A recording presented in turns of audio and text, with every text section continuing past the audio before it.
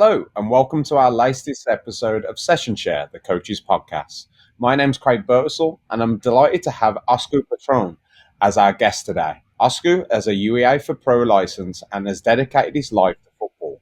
After being selected for the best academy in Finland, he suffered a massive setback when he was 23, which saw him have to hang up his boots far too early. Rather than feel sorry for himself, he used that energy to move forward in his coaching career, where he now helps individuals strive forward in their football journey and avoid similar mistakes. Oscar, this is very amicable. So, Oscar, how are you doing today? Doing great. Thanks for having me, Craig. Yeah, our pleasure. I've had the pleasure to kind of like meet you as a quote unquote meet you on Twitter, share a lot of your information, and I've been very impressed with it. So, Oscar, tell us a little bit about your background. What got you interested in football? Probably as any kid playing with friends in our backyard and going to local football club. I think I was 8 years old and getting hooked on the game. So pretty basic story. Who's your team of choice? Real Madrid. Real Madrid. So Okay. suffering at the moment. Oh well, I'm an Aston Villa fan, so we know too much about suffering. So don't worry about that. So, Oscar, I mentioned briefly in the introduction about how, like, you had a promising career as a player and up until you got injured. So, what led to your successful career in coaching? Yeah, I was 24 when I got bad knee injury. I was playing, I think, at fourth year as a professional, and um, I missed the whole season. And then of course, started. It was very disappointing to see everyone play and stuff like that. So at that point, I started to reflect on coaching and stuff like that, and yeah, started my coaching doing the licenses and coaching. I went to semi-pro level, uh, and for the whole time, I've tried to be really honest on everything. So not thinking that I know everything, trying to learn from mistakes. Being honest that I can't know anything. I can't know everything. Asking can be a coach, can be a player. So I think that has been the one trait that has got me the most improvement and success. So being really honest and open for everything related to coaching and football in general. It sounds like from like an early age, obviously, most people, if they had the setback that you had after what looked like it was going to be a promising career, would feel sorry for themselves, would like go into a dark place. But it seemed like you had a good sense of maturity from like a very early age. Where did that come from? Is that something like that was drilled into you from your parents, or is it the growing up in Finland? Is that a common trait? I don't think it's a common trait. I like to um, read a lot. Actually, I like to be alone a lot, thinking about things. So yeah, I think that's just natural for me, and yeah, definitely a good trait as a coach. I would say I think it's a better trait for a coach than a player to think a lot, Mhm. different things. So That's yeah, very true. I've had many players that like some players that work so much better at dealing with reaction as opposed to overthinking it. yeah. As someone who thinks a lot and is alone a lot with your thoughts and everything like that, I'm sure you've come up with a detailed like coaching philosophy, and that's like led into how superbly you work with individuals and breaking down those technical nuances of each player. So, could you talk to us a little bit about your philosophy? Yeah, it has of course evolved, and when you start coaching when you are 24 years old, Um, you think you know something, but after a couple of years, you realize you don't need much. And I would say that with early years, um, of course, you always want to help players. You want to help the team to improve, but you tend to think that it's like you are winning, and it's your team, it's your win. But now, of course, it's always nice to win and stuff like that. But for now, I more and more feel like it's eventually it's a player sport. My role is to help the players, and if they can eventually do something without me, that's the ultimate goal. So yeah, um, that's how I look it now. Yeah. That's interesting because I 100% agree with you. I think when we transition from that player to the coach, we go through a journey that makes it less selfish. Because as a player, we're always thinking about our own nutrition, our own exercise routine. Every time we get the ball, what am I going to do? And I think as a coach, the I gets reduced. I kind of liken it to parenting at a time when before you have kids, it's all about you. And then when you have kids, it's kind of a case of now it's all about them. And I feel like coaches go on that similar journey. So that's really interesting. That's fantastic. Oscar, we'll be back after a short message from Zencaster where we're going to talk about how we can help players. Do you have a story to tell that the world needs to hear? Have you struggled with reaching new audiences who are engaged with your story? It might be time for you to start a podcast. Let me tell you about a platform we use here at Session Share. Zencaster makes it super easy to produce a high quality broadcast with 4K video recording from your phone and AI editing that automatically removes ums, ahs, you knows, and 22 other speech patterns. Zencaster makes it super easy to produce a podcast that sounds great. Ready to tell your story?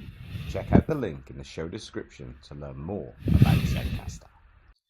Welcome back, and we're going to go a little deeper on those players that are in that, say, 0 to 1% of players that really make it as a professional out of this game. Oscar, from your experience, what are the biggest pitfalls that players fall into when pursuing a career in the game? Um, yeah, I've seen. I've always worked as a head coach, so I've seen many players contacting and coming to the team and stuff like that. And of course, it's super difficult to make it to professional game. That's for sure. But one thing I'm constantly seeing is that players are underestimating the quantity and the quality of basics you need to get right when if you even dream to play professional games. So that's something I have become really passionate about to teach these kids. From seeing your videos, that makes so much sense because you see the glorified videos on like YouTube, on Twitter, X, if you want to call it that, Instagram, of the players doing the Maradona, the Cruyff, the L turn, the V turn, all these different types of moves to beat a defender. And yes, that is the glamorous side of the game, and players do need that. But what I really like on your game, on your videos, is how you break down the basics so players can actually really improve those. When looking back on like my career, like I'm a Villa fan, but like if someone ever said to me what would be a model professional, I like to go to Dennis Irwin at Manchester United. And Dennis Irwin was no Ronaldo, but he did everything exceptionally well at a basic standard. So to the point where he was so good that he would disappear in games from people's logic because he just took care of those basics.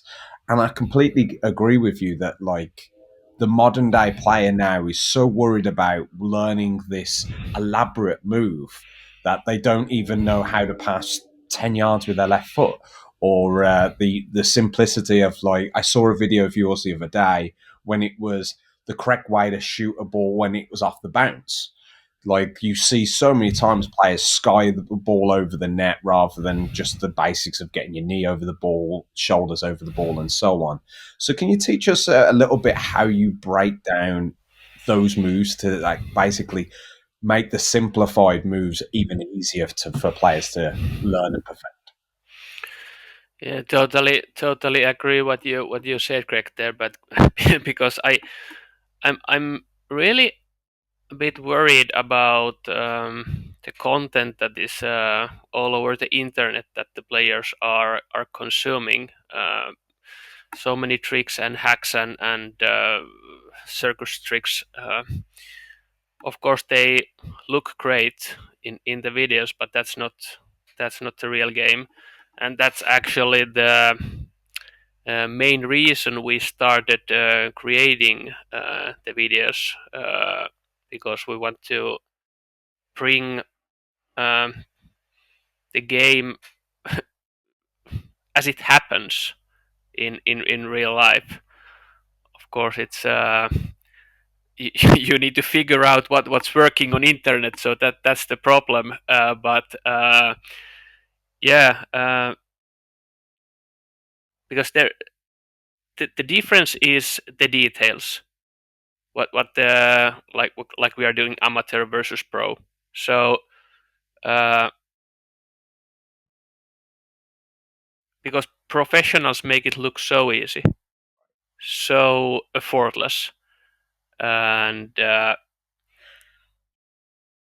yeah, we are trying to break down the details on very basic skills and situations to and hopefully players and coaches can learn from them.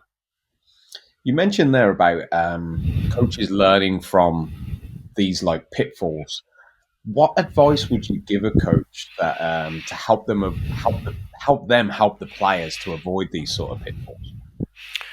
Yeah, first of all, of course, coaches need to understand the techniques and the fundamentals themselves.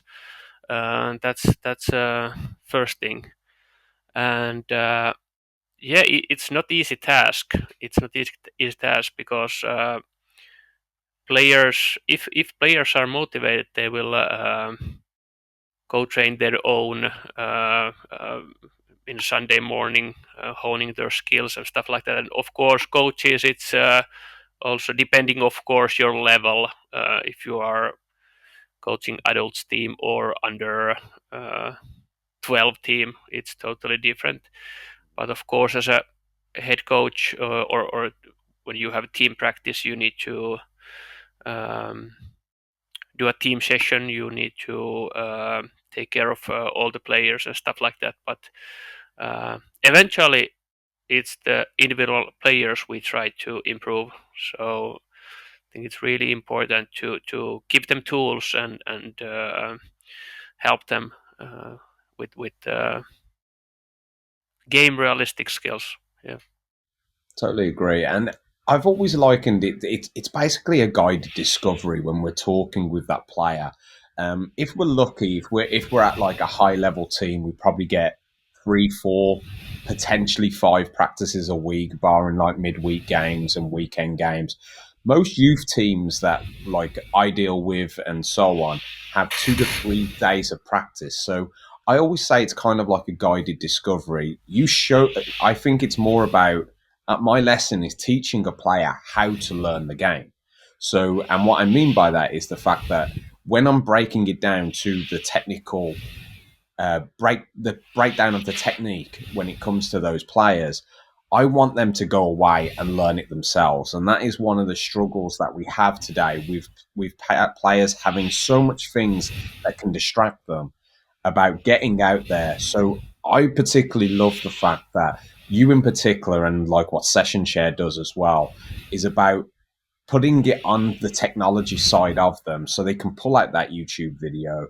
they can pull out that post from Osku and be able to learn it themselves. I think that's a real key thing when it comes to players learning. Do you agree? Absolutely, it's. Um, I don't think it's realistic to say that players can learn enough in team training sessions. I think that's absurd. You need to do individual training or small group training anyways if you want to even play at certain level. Let's say even to reach semi-professional level, you need to work individually. So yeah, I definitely think it's hugely important that the coach can provide um, right guidance to um, so that players can search in the right places because they will search for sure. So let's make sure they consume the best available content. Well, And you there see, are yeah, and there are many great creators out there. So there's good information available. You just need to know what to look at. 100%. That's the biggest thing, isn't it? About knowing where to look. What advice would you give coaches to ensure that they work on the individual as well as the team? You said it a minute ago how like it can't solely be their responsibility within a team training. So, what advice would you give a coach in order to break down those team trainings to make them more individual? Yeah, it's a good question. I think you should use the team training to mainly focus on things you do as a team because that's also one aspect you need to learn from the game. So it's pretty difficult to learn tactics or play as a team alone on Sunday morning. So yeah, you need to use those sessions to build a team and do that side. But I would like to see more coaches to integrate what the players do outside the team training with team training. Uh, that's my thought. Yeah. Yeah, so you're thinking like more some like individual plans. So, like for Mm, example, the coach would pull player A aside and say, "Listen, I feel like you're struggling with, as we said earlier, like shooting on the bounce. You constantly yeah. keep skying the ball over." So you'd probably set them like a little game plan to take away with them. Is Yeah. that what you mean? Yeah, I Yeah. love that. Yeah. That's great. Excellent. We will be back after a short message. Do you need fresh ideas for your football, soccer training? Then follow Session Share on YouTube and X. Our handles can be found in the show description. Session Share, for coaches, by coaches. Welcome back, and we just spoke about the advice that Oscar would give a coach. Oscar, what advice have you been given that has really helped you in your career? Um, as a player, um, obviously, as you can guess, I was um, really into individual training and doing everything I can to make it pro. So I can't recall. Maybe I was something like 15, 16, something like that. That I was doing my individual session, and my coach walked by in to the pitch, and he came to me. I was doing the session, and he just came to me and walked to me and said something like, "Osku, that's fantastic what you're doing." I was like, "Oh, okay, yeah." And then he continued, "Now make sure you step up in the matches and perform." That was really impactful for me because I would say I was bit of like a player who did better in trainings, than in matches. So I think that was one uh, important moment that I realized that okay, it's the matches that eventually count, and it's about me. That it's my responsibility to transfer those skills into matches. So yeah, and that's also something that I have now tried to implement with the players I coach, and also I would give this advice to coaches that um, we need to perform in matches. We can't just say that we train well. We need to find transfer to matches because football is it's a game sport uh, eventually. What do you think that is when you, because I've experienced that all my life as well. You have players that look exceptional in training and then it comes to game day, they can't switch it on. And I've also worked with players in of all situations. They turn up to a tryout and you feel like they can't even tie their laces, let alone something else. But then they get and they just switch it on. What do you think that is? Is that a mentality thing? No idea. You know, oh, yeah, fair enough. no, I think no, that's the $1 million question. If we no all answer it, idea. we'd be No billionaires, idea. right? No idea. Yeah, but it's what we see week after week, It's and yeah, I think it might have something to do with how we coach players. Also, I don't know, but that's just what I'm wondering that do we put enough emphasis on the matches? mm-hmm. Do we play enough so that the players get used to matches? It might be different the situations across different countries, but yeah, And if any of our listeners do have the answer for that, both of us will please would share. we love to hear it. So Oscar, I always like to ask my guests as we come towards the end of an episode to see how their background has like shaped them as a coach.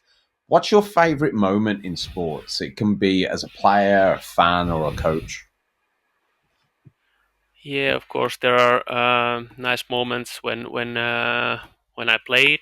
There's been nice moments as a coach, but for as a football fan, Zinedine Zidane, that Champions League volley against Bayer Leverkusen in the final. That's definitely the favorite. It's honestly Zinedine Zidane for me is one of those players that doesn't get spoken of enough in regards to when we talk about the greats of the game. We talk obviously about your Messi's, your Ronaldo's, and rightfully so. But Zinedine Zidane for me created so many magical moments as a player and just made was one of the things you mentioned earlier, the simple things look even easier. And he made the difficult things look simple. It was one of those things, a very, very unique player that I was very fortunate to be able to see live and see as I grew up as a player, as a coach, as a fan. So 100% agree with that. Well, Oscar, thank you so much for this conversation. It has been an absolute pleasure. Where can our listeners learn more about your coaching and benefit from your expertise? Yeah, in Twitter or X, how we call it now, you can find me as a coach Osku. But our project with the coaching in other platforms, YouTube, Instagram, TikTok, and also we have a community in school platform. They are all called Elite Football Squad. So we try to create content with a couple of my friends and try to provide actionable tips for players and coaches to learn the basic skills. Fantastic. That is great. And what we'll do for our listeners listening, we will leave all of Oscar's information in our podcast description so you can benefit from seeing his videos. And I truly believe it. The people I get on my podcast, are the people that have really impressed me, and I really like the way Osku breaks down those videos for a player to really get their head around about how to work on it. So I do highly recommend all my guests that come on the show, and Osku in particular, take a look at his videos, take a look at his details that he provides. It could be very beneficial. So well, that's about it, all the time we have for this episode of Session Share, the Coaches Podcast. Thank you very much to Osku Partonen for joining us. As the holidays are around the corner, we'll be taking a 2 week break, but we will see you all in the new year. Be sure to get in touch across all our socials to give us your feedback and opinions on everything that Osku and myself have discussed. You will be able to find those in our podcast description. This has been Session Share, the Coaches Podcast. Thank you for listening, and thank you for coaching the beautiful game.